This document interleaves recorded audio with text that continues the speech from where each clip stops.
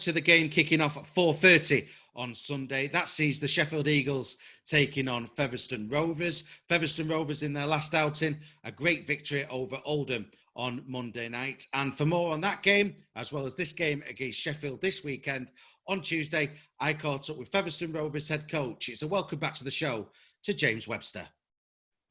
Well, James, a big thank you for joining us. And first things first, big congratulations for that fantastic victory over Oldham on Monday night in front of a crowd as well. How was it?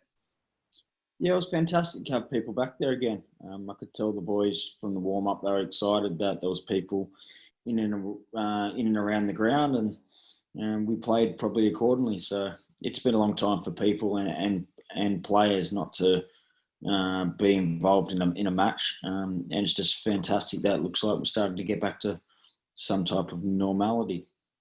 When obviously we watch Super League on Sky, we have the crowd noise artificially piped in. What's the major difference, do you feel, having a crowd there versus an empty terrace? Well, I've never done it myself as a player, but yeah, you just look at football. You look at how many away teams this year won in football compared to normal. So there must be an element of, support for the home team that allows them to get in and raise their performances. So, our fans are very loyal and very loud, and they certainly made a lot of noise the other night. So I look forward to hoping that they're allowed to go this week again when we go away to Sheffield. They certainly had a good welcome back, didn't they, with that first half performance, 40-0 up at half time. I mean, what do you do in the dressing room when you've seen such a performance like that in the first 40 minutes? I don't think there's any remedy or any magic when it comes to being in front by that margin at half time. It's up to the players to go out there and want to play for another 40 minutes. Some can do it sometimes. I've been on the team when we've been down 40 and come back and finish something like 44-24 or something like that. So it's hard to do. And I thought mentally they did a good job in that second half. Yeah, and obviously defensively as well. Scoring that many points is one thing, but keeping a clean sheet is another. Against an Oldham side as well, who've been pretty handy this season thus far. Yeah, they've won 2 good games. I think they beat Halifax and Swinton, so they're no mugs, Oldham. But I thought our defence has improved in the last month. We've had some decent performances probably since Swinton defensively, and that's probably been the most pleasing thing for us this year. Our attack's been a bit stop-started, but our defence has been realistically pretty decent.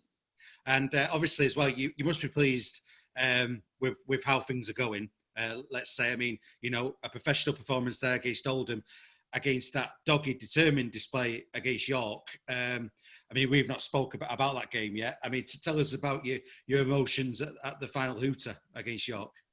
Yeah, York was a tough game. It was the first game where the balls went in play for as much as it was. You probably couldn't tell on television, but it was a real heavy pitch in that it was relayed, and it was really all artificial grass and sand.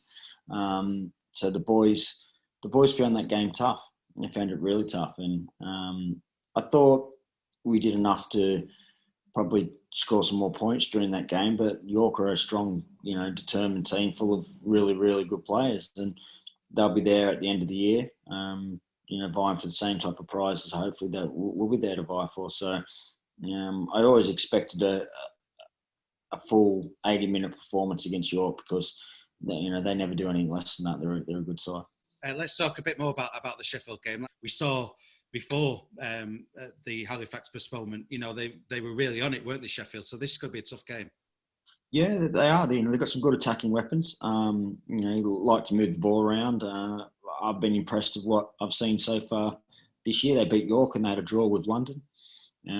Could say they were unlucky not to beat London. So it's going to be a tough fixture for us. I like going to their stadium though. I think it's a really nice stadium. It's a good surface. It's fast surface.